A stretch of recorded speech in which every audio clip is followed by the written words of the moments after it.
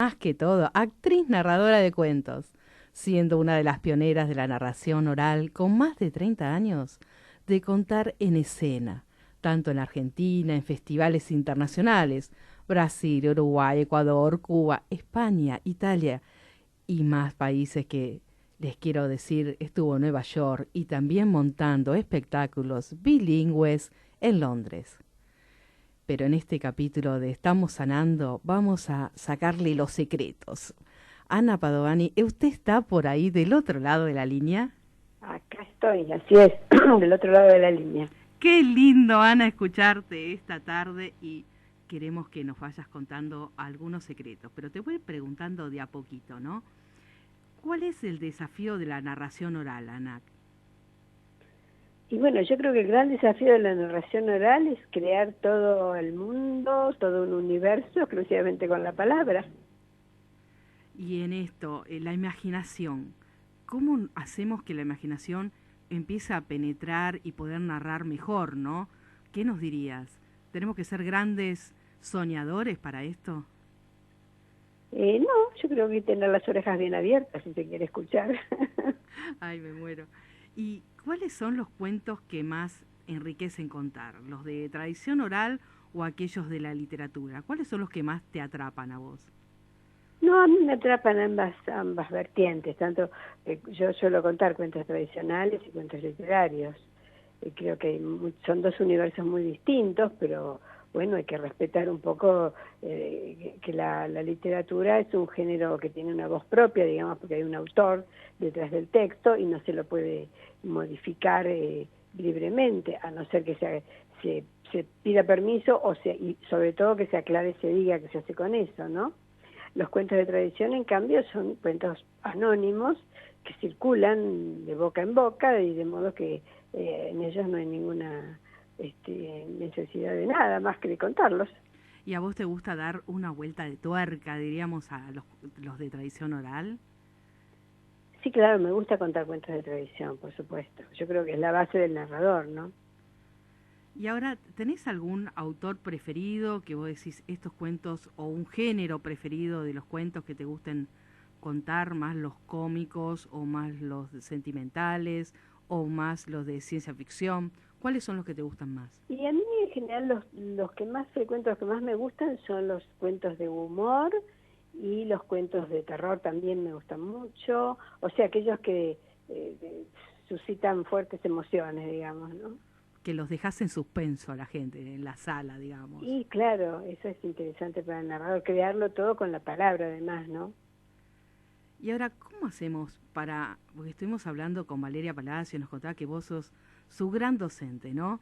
Y sos una gran capacitadora. ¿Qué esperás o cuando llegan los primeros alumnos, la primer clase, ¿no?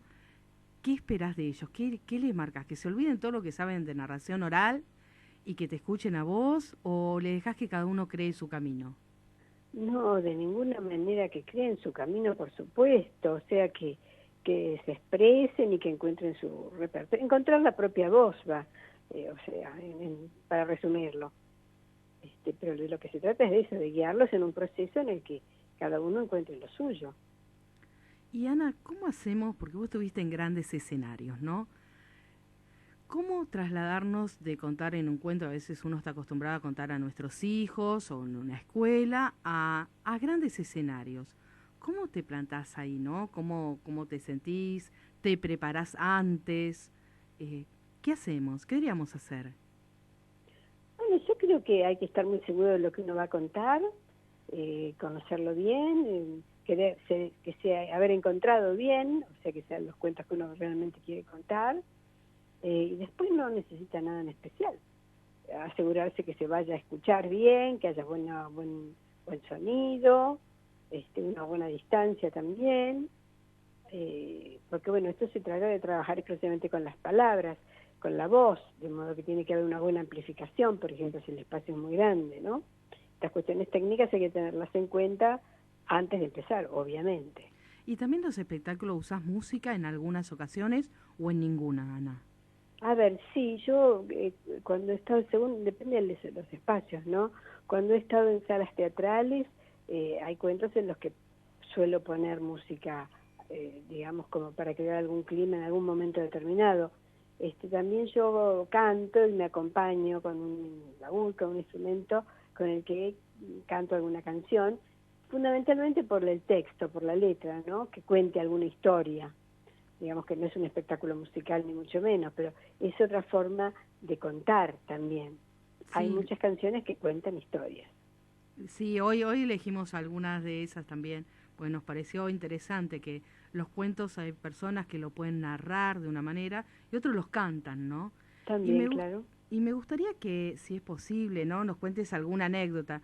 No sé, había encontrado una que me pareció interesante cuando fuiste a una unidad carcelaria a contar cuentos, pero por ahí tenés otras anécdotas que quieras traer en el día de hoy. A ver, bueno, tengo un recuerdo tan lindo, sí, bueno, de las cárceles que eran sitios a los que iba con cierto temor, pero era un público sumamente atento, sumamente atento.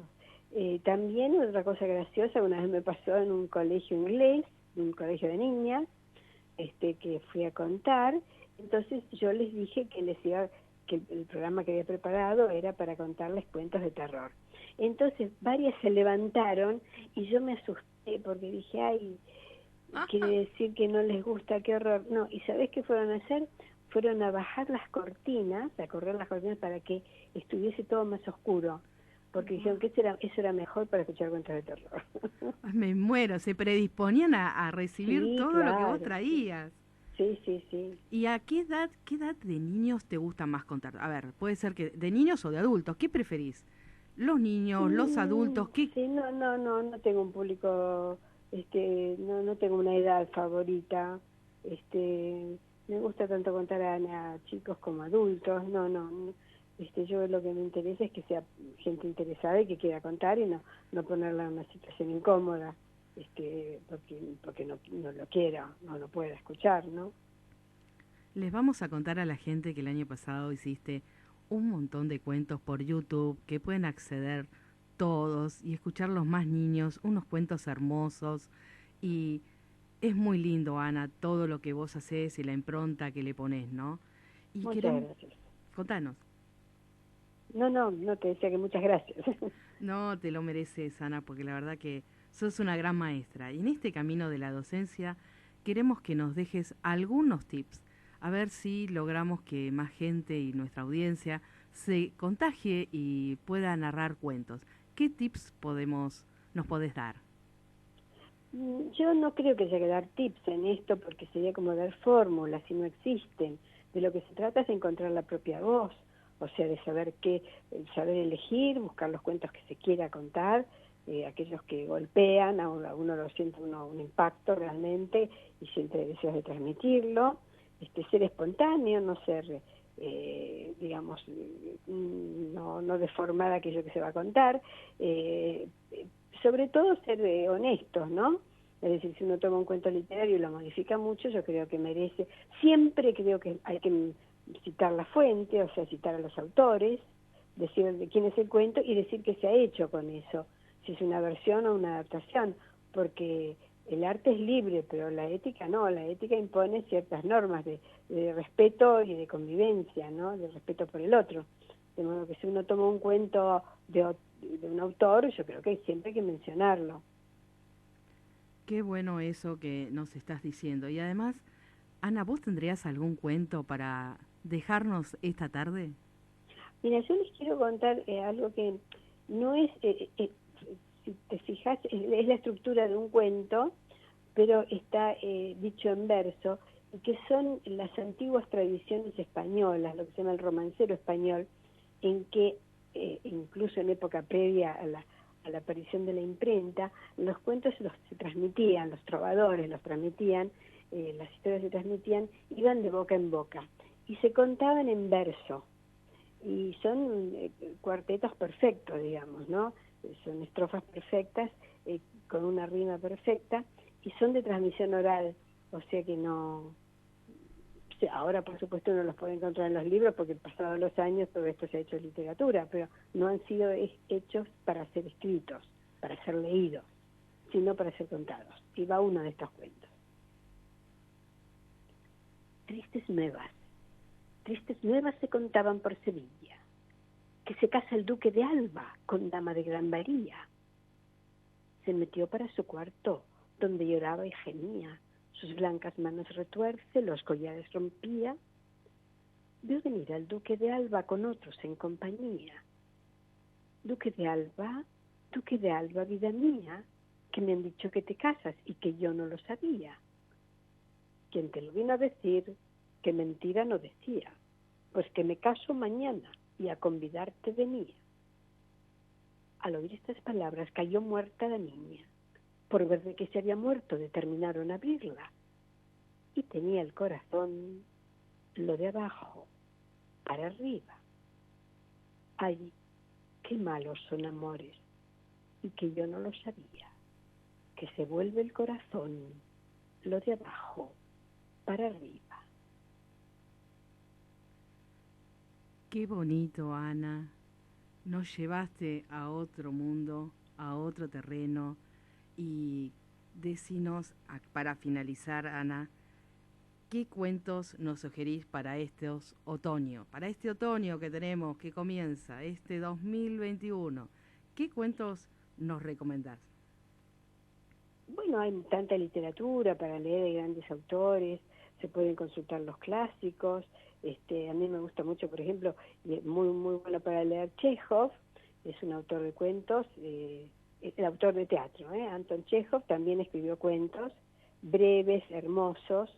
Es un autor que yo recomiendo. Saki, un autor inglés que también tiene hermosos cuentos. En fin, esto es la gran literatura, digamos, ¿no? Pero que tiene este formato del cuento breve. Y qué decir también de los argentinos. Yo creo que Cortázar es un gran autor, un gran escritor de cuentos, por supuesto, que habría que leer a Cortázar, habría que leer a Borges. Hay gran literatura para leer, No todos son narrables, y cada narrador sabrá además cómo hace su elección, pero hay mucho para leer, por cierto.